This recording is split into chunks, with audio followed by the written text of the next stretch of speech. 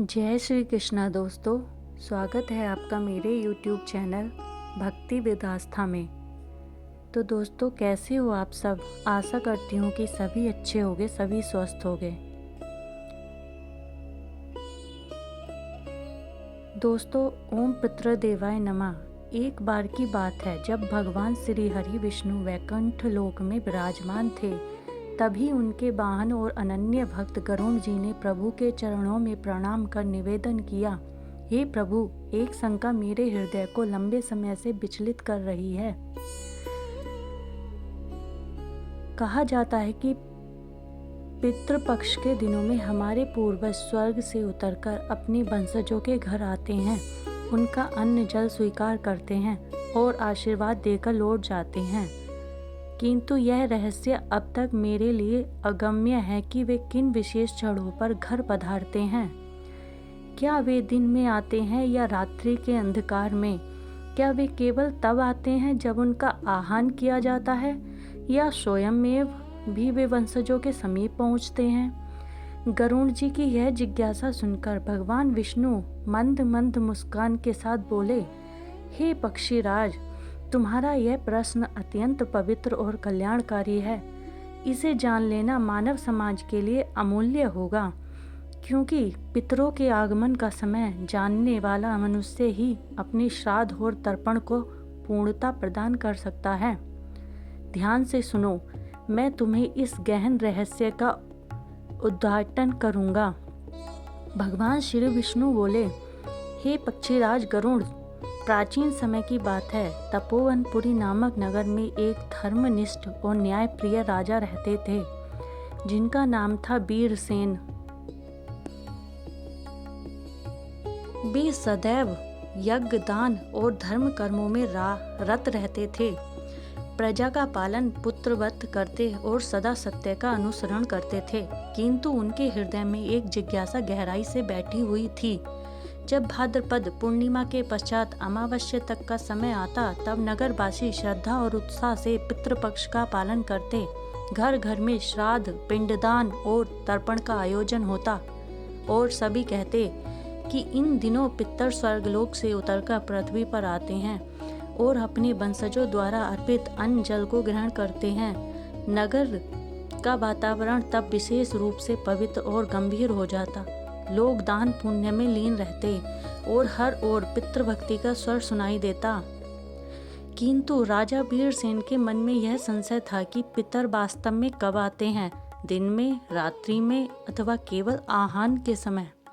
यह रहस्य उनके हृदय को आंदोलित करता और वे दिन रात उसी विचार में डूबे रहते।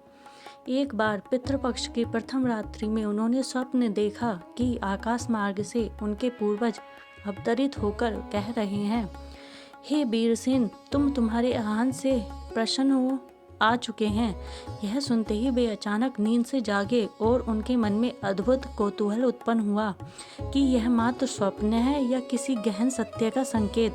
अगले ही दिन उन्होंने अपने आचार्य और राज ऋषि को गौतम को बुलाकर विनम्रता से निवेदन किया, गुरुदेव, कृपा कर यह रहस्य मुझ पर प्रकट करें कि क्या पितर सचमुच पृथ्वी पर आते हैं, और यदि आते हैं तो किस समय उनका आगमन होता है।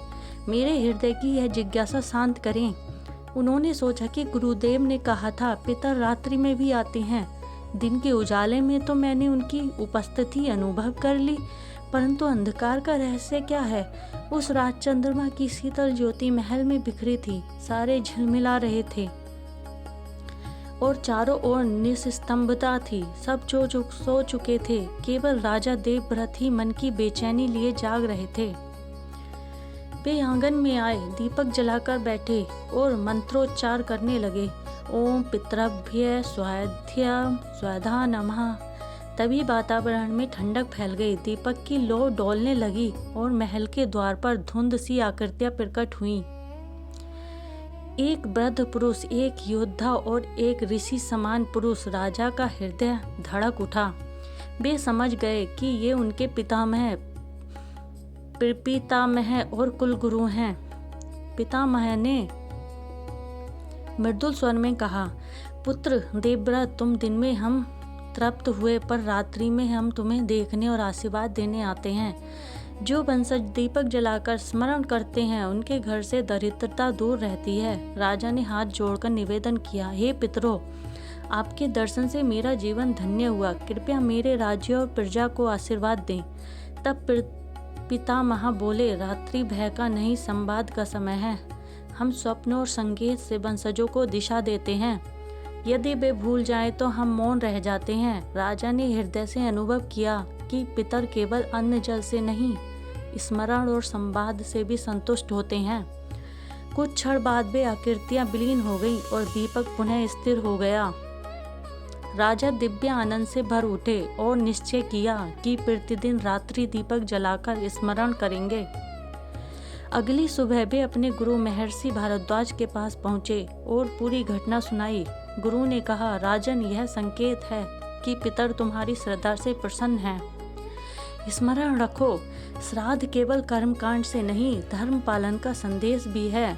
उस रात स्वप्न में पितरों ने उन्हें शिक्षा दी कि वंश तभी समृद्ध रहेगा जब वे सत्य बोलेंगे, धर्म की रक्षा करेंगे और प्रजा के हित में कार्य करेंगे।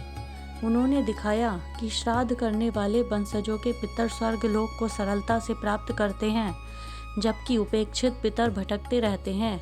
राजा ने प्रतिज्ञा की कि जीवन पर्यंत श्राद्ध और धर्म दोनों का पालन करेंगे। दीपक की लौ स्थिर हो गई और चारों ओर एक अद्भुत शांति छा गई। राजा वीरसेन ने अनुभव किया कि उनके पास कोई अदृश्य शक्ति खड़ी हुई है। तभी एक गंभीर और मधुर स्वर सुनाई दिया, पुत्र वीरसेन, हम तुम्हारे आह्वान से ही यहाँ उपस्थित हुए हैं। श्राद्ध का नियम यही है, श्रद्धा से पुकारो और हम तुरंत सूक्ष्म रूप में उपस्थित हो जाते हैं।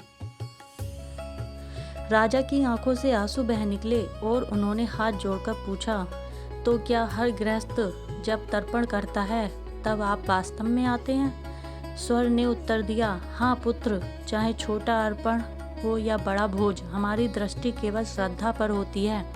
तिल, कुश और जल की आहुति जब शुद्ध मन से दी जाती है तो हम अमृत की भांति उसे स्वीकार करते हैं, किंतु यदि मन अशुद्ध हो तो सोने के पर्वत से भरे थाल भी हमें तृप्त नहीं कर सकते। उस स्वर ने आगे कहा, पुकार की शक्ति अद्भुत है। जब संतान स्वधा मंत्र से जल अर्पित करती है तो पितर तुरंत उस आह्वान का उत्तर देते हैं, और यदि कोई संतान भूल से भी अपने पितरों को न पुकारे तो हम प्रतीक्षा करते हैं, शायद अगली पीढ़ी याद कर ले। यही कारण है कि श्राद्ध केवल कर्म नहीं बल्कि पीढ़ियों को जोड़ने वाली एक दिव्य कड़ी है।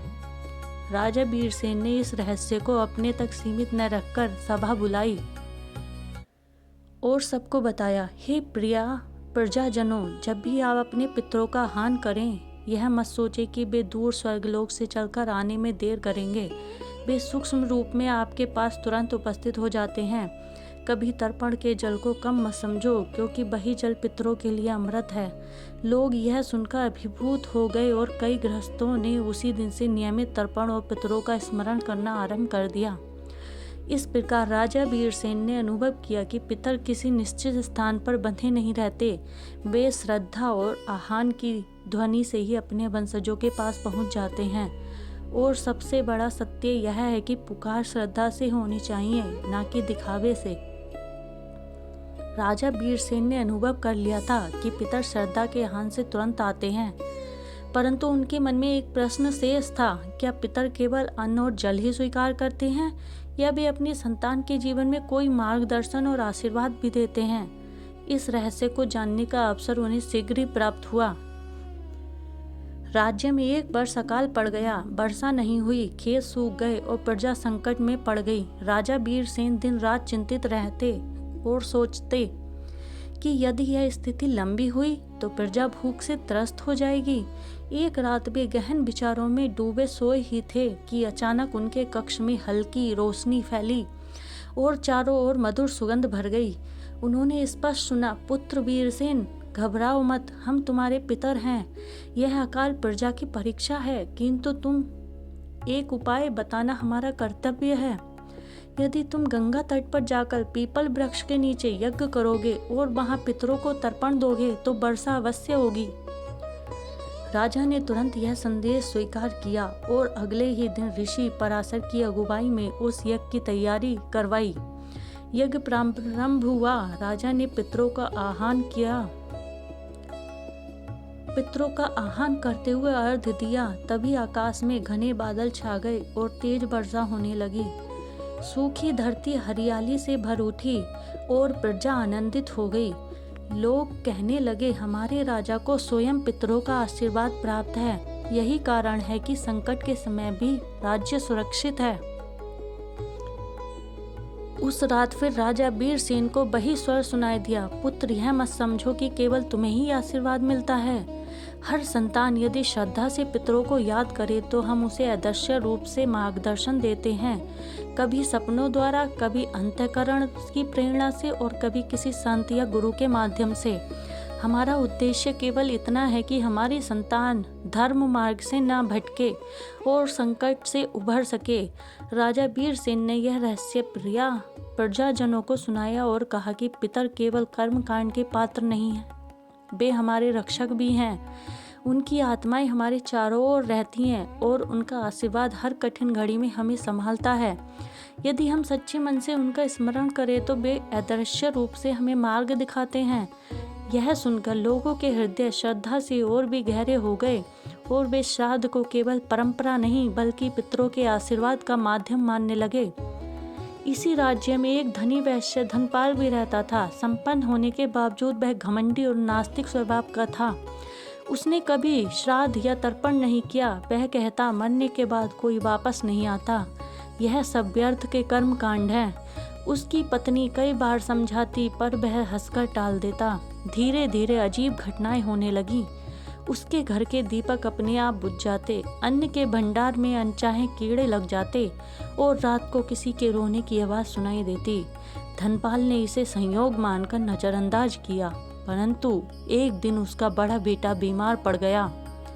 वैद्य ने दवा दी पर कोई असर नहीं हुआ। रात में धनपाल ने स्वप्न देखा जिसमें उसके पितामह और परदादा खड़े थे। उनकी आंखों में आंसू थे और वे क्रोध स्वर में बोले, अरे मूर्ख, तूने कभी हमें स्मरण नहीं किया। हमने तुझे धन और संपत्ति दी पर तू घमंड में डूब गया। क्या तुझे इतना भी बोध नहीं कि जिस वंश ने तुझे जन्म दिया उसी को भूलकर तू पाप कर रहा है? यदि अब भी नहीं सुधरा तो तेरा वंश संकट में पड़ जाएगा। धनपाल भयभीत होकर जाग उठा।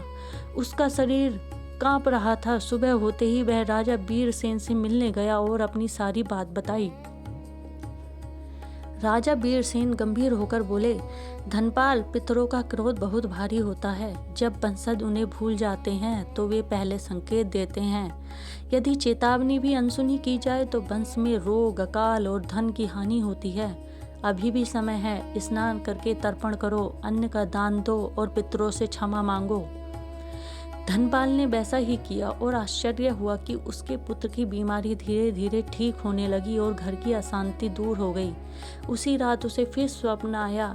इस बार पितामह ने प्रसन्न होकर कहा, पुत्र, हम क्रोध करते हैं परंतु विनाश के लिए नहीं। हमारी चेतावनी तुम्हें धर्म मार्ग पर लाने के लिए होती है। याद रखो, पितृ भक्ति केवल हमारी शांति के लिए नहीं बल्कि तुम्हारे जीवन की रक्षा के लिए भी आवश्यक है। उसी राज्य में एक ब्राह्मण दंपति सुमिति और उनकी पत्नी सुभद्रा रहते थे। वे अत्यंत गरीब थे परंतु उनका मन पवित्र और श्रद्धा से भरा था। पितृ पक्ष में वे प्रतिदिन नदी के तट पर जाते, कुश और तिल से तर्पण करते और जो भी थोड़ा बहुत अन्न होता उसका भाग पितरों को अर्पित करते। लोग उनका उपहास करते और कहते, इतने गरीब होकर भी श्राद्ध करते हो, इससे क्या मिलेगा? परंतु सुमिति विनम्रता से उत्तर देती, पितरों का आशीर्वाद ही हमारी सबसे बड़ी संपत्ति है। धन आए या ना आए पर उनका आशीर्वाद मिलना आवश्यक है। एक दिन तर्पण करते समय सुमिति ने देखा कि जल में उनकी छाया के पीछे एक दिव्य प्रकाश झिलमिला रहा है। सुभद्रा ने भी अनुभव किया कि कोई अदृश्य हाथ उनके सिर पर आशीर्वाद रख रहा है। उस रात उन्हें स्वप्न में उनके पितर प्रकट हुए और बोले, पुत्र, तुम्हारी श्रद्धा ने हमें तृप्त कर दिया। हम तुम्हें यह आशीर्वाद देते हैं कि तुम्हारे घर में कभी अन्न की कमी नहीं होगी और तुम्हारी संतानें धर्मशील होंगी। कुछ ही दिनों बाद आश्चर्यजनक घटनाएं होने लगी। उनके सूखे खेत में अचानक हरियाली छा गई। गांव का एक धनी व्यापारी उन पर प्रसन्न हुआ और उन्हें भूमि दान कर दी। उनकी गायों ने अधिक दूध देना शुरू कर दिया और धीरे धीरे उनका जीवन समृद्ध होने लगा। लोग हैरान थे कि इतना बड़ा परिवर्तन कैसे हुआ। तब सुमिति ने सबको बताया, यह सब मेरे पितरों का आशीर्वाद है। हमने उन्हें श्रद्धा से याद किया और उन्होंने हमें समृद्धि दी।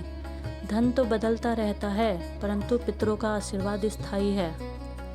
उस रात फिर पितरों की वाणी सुनाई दी, पुत्र याद रखो, जब वंशज श्रद्धा से श्राद्ध और तर्पण करते हैं